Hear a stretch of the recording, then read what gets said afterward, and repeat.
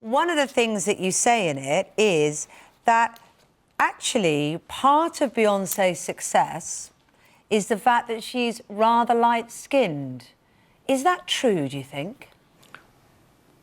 Well, first of all, good morning, Kate. Good morning, Jeremy. Absolutely. I've been in the music industry now for 25 years. And when I made that statement, I was speaking specifically as our radio is in America. We have urban radio and we have pop radio. And when we look at pop radio, we can look, and I don't use Beyoncé or Solange, my younger daughter. I really talk about Mariah Carey and others, Rihanna, that it's just a known fact. If we look over the last 10 years and we look at colorism, which is, discrimination based on the shade of color, it's a fact. It's a fact that had Beyoncé or any of the other artists, Alicia Keys, I can go on and on. Color, a shade of color does make a difference in pop radio. So what does it make, what point does it make a difference? Because surely you, the man so much behind her success, would say that she's hugely talented and brilliant at what she does. So when did it make the difference then? Because surely now she's standing in her own right. Well, again, when talking in my book, Racism from the Eyes of a Child, I'm speaking specifically in the U.S. pop radio, which is majority white. That's what pop radio is. And it's a crossover for most African-American artists to go from R&B urban radio to pop radio. And that's a fact. Beyoncé, Alicia Keys, Mariah Carey, J-Lo, all of those are extremely talented.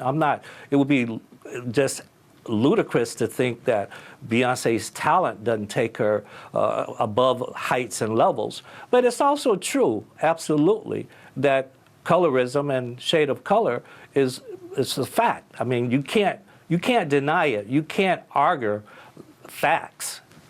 Mathew, you say that this is true, certainly US pop radio, majority white, those are your exact words just then. What has to happen? Is a book like this, Racism from the Eyes of a Child, is this book going to make a difference? I know you're very keen, you don't work with Beyoncé now, you've reinvented yourself almost as a professor. Obviously her name is important, but you talk about your other daughter Solange as well. What do you want to achieve from this book? What's the aim? Well, the aim is, this first and foremost, is telling Mathew Knowles' story. This is what I've lived through. I've lived through growing up in Alabama and being one of the first in elementary, junior high, high school, University of Tennessee at Chattanooga. These are my experiences. I had the opportunity to research my family all the way back to my great-great-grandparents. I didn't even know their names before this book.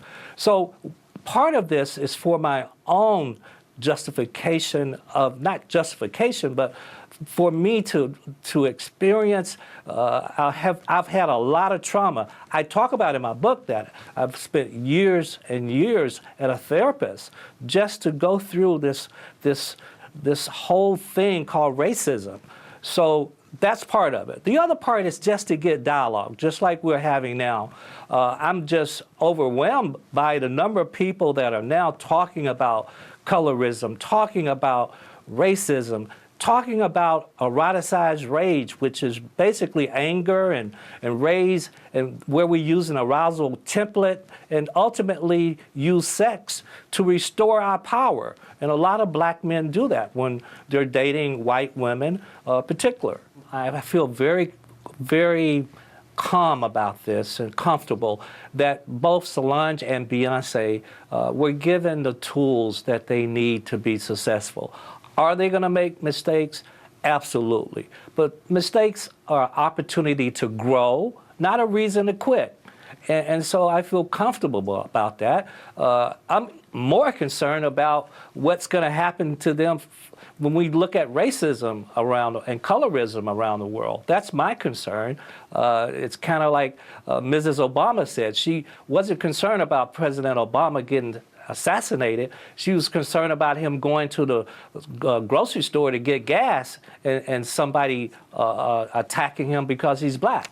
So that, let's not forget, racism is all across America.